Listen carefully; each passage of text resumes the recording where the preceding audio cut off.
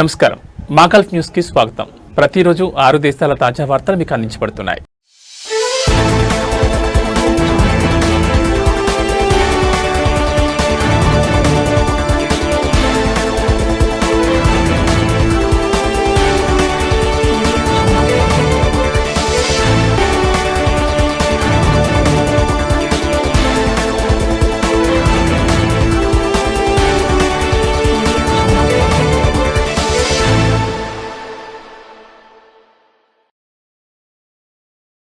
AI technology మరియు big data వినియోగంలో Qatar ముందు వరుసలో నిలిచింది।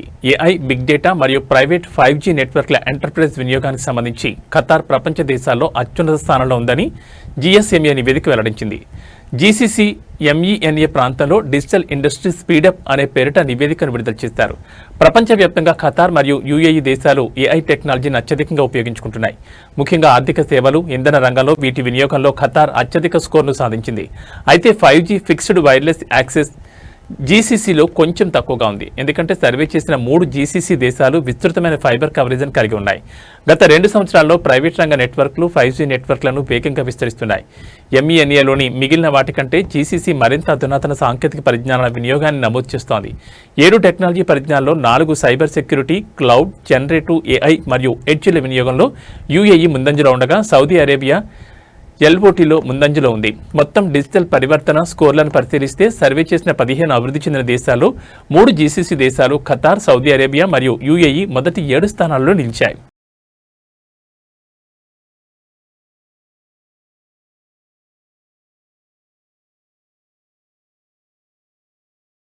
సౌదీయా తన ఎయిర్బస్ A320 విమానాలను సమీక్షిస్తోంది। ప్రపంచవ్యాప్తంగా ఎయిర్బస్ తయారీ సంస్థ అలర్ట్ జారీ చేసింది। ప్రపంచవ్యాప్తంగా ఉన్న A320 విమానాల్లో సగానికి పైగా విమానాలను రీకాల్ ప్రభావితం చేస్తుందని తెలిపింది। విమాన షెడ్యూళ్లపై ప్రస్తుతం ప్రభావం లేదని, ఒకవేళ అప్డేట్ ఉంటే నేరుగా ప్రయాణికులు అలర్ట్ చేస్తామని ఎయిర్లైన్ అధికారిక ప్రకటనలో వెల్లడించింది।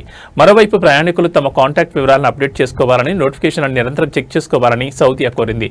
తమ ప్రయాణికులు, సిబ్బంది భద్రత తమకు అత్యంత ప్రాధాన్యత అని ఎయిర్లైన్ తెలిపింది। ఈ శుక్రవారం ఎయిర్బస్ 6000 A320 ఫ్యామిలీ జెట్లకు తక్షణ మరమ్మతులు తప్పనిసరని ప్రకటించిన తర్వాత సౌదీ అధికారిక ప్రకటనను విడుదల చేసింది। ఎయిర్బస్ కంపెనీ 55 సంవత్సరాల చరిత్రలో అతిపెద్ద రీకాల్లో ఇది ఒకటని నిపుణులు చెబుతున్నారు। ఎయిర్బస్ ప్రకటన ప్రపంచవ్యాప్తంగా 350 కంటే ఎక్కువ మంది ఆపరేటర్లను ప్రభావితం చేస్తోందని భావిస్తున్నారు। ప్రస్తుతం ప్రపంచవ్యాప్తంగా దాదాపు 3000 A320 విమానాలు వివిధ విమానయాన సంస్థల తరపున సేవలు అందిస్తున్నాయి।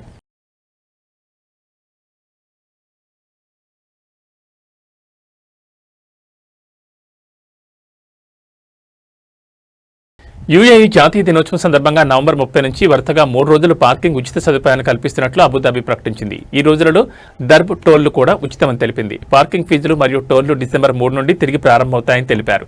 దుబాయ్లోని వాహనదారులకు కూడా 3 రోజుల పాటు ఉచిత పార్కింగ్ను ప్రకటించారు।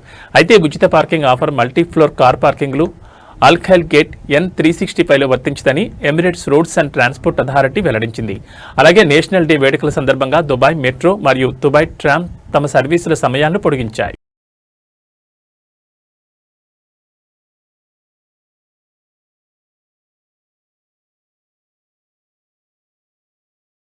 కువైట్లోని అరేబియన్ గల్ఫ్ స్ట్రీట్ను తాత్కాలికంగా మూసివేయనున్నారు। అరేబియన్ గల్ఫ్ స్ట్రీట్లోని కువైట్ టవర్స్ వైపు ఉన్న ఒక లేన్ను నవంబర్ 29 సాయంత్రం 6 గంటల నుంచి 2వ రింగ్ రోడ్ సర్కిల్ నుండి ఇంజనీర్స్ అసోసియేషన్ ఇంటర్సెక్షన్ వరకు మూసివేయనున్నట్లు జనరల్ ట్రాఫిక్ విభాగం ప్రకటించింది।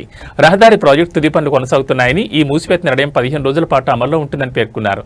వాహనదారులు ప్రత్యామ్నాయ మార్గాల్లో సురక్షితంగా తమ గమ్యస్థానాలకు వెళ్లాలని సూచించారు। వాహనదారులు ట్రాఫిక్ సంకేతాలను అనుసరించాలని, ప్రత్యామ్నాయ మార్గాలను ఉపయోగించాలని మరియు జాగ్రత్తగా ఉండాలని కోరారు।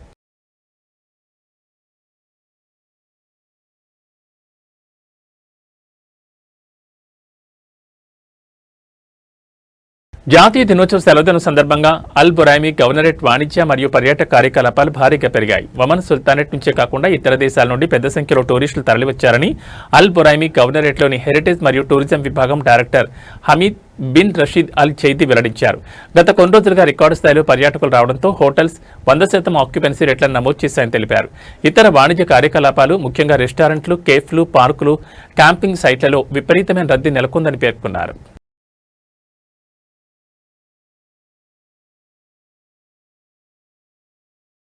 ప్రసిద్ధ భారతీయ వ్యాపారవేత్త మరియు బహ్రెయిన్ వాణిజ్య రంగంలో ప్రముఖ వ్యక్తుల్లో ఒకరైన లాల్చంద్ రతన్చంద్ గజరియా మరణించారు. ఆయన గత కొంతకాలంగా వయసు సంబంధిత సమస్యలతో బాధపడుతున్నారు. ఈ క్రమంలో ఆయన ఆరోగ్యం క్షీణించడంతో కన్నుమూసినట్లు ఆయన కుటుంబ సభ్యులు తెలిపారు. 1958లో యువకుడిగా బహ్రెయిన్ చేరుకున్న ఆయన పరిమిత వనరులతో వాణిజ్య రంగంలో అంచెలంచెలు ఎదిగారు. విద్యుత్ మరియు ఎలక్ట్రానిక్ పరికరాలను దిగుమతి చేసుకోవడం మరియు విక్రయించడంలో ప్రత్యేకత కలిగిన గజరియా ఎలక్ట్రానిక్స్ అనే కంపెనీని స్థాపించారు. ఆయన ఒక్కో మెట్టు ఎక్కుతూ బహ్రెయిన్లో తన వాణిజ్య కార్యకలాపాలను విస్తరించారు. వ్యాపారం పెరిగే కొద్దీ కంపెనీ బహ్రెయిన్ మార్కెట్లో గుర్తింపు పొందిన బ్రాండ్ గా మారింది.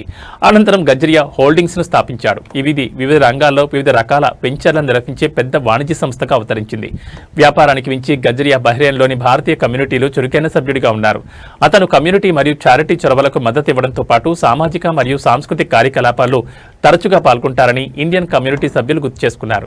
2024లో అతను బహ్రెయిన్లోని ఒక భారతీయ కమ్యూనిటీ సంస్థ నుండి జీవిత సాఫల్య పురస్కారాన్ని అందుకున్నారు. ఎల్ఆర్ గజరియా మరణవార్త విని ప్రముఖ ఆర్థిక మరియు కమ్యూనిటీ నాయకులు సంతాపం వ్యక్తం చేశారు.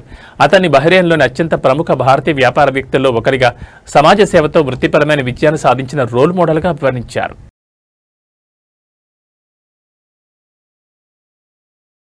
ఇవి మాగల్ట్ న్యూస్ విశేషాలు. మరో బులెటిన్లో మళ్ళీ కలుసుకుందాం. నమస్కారం.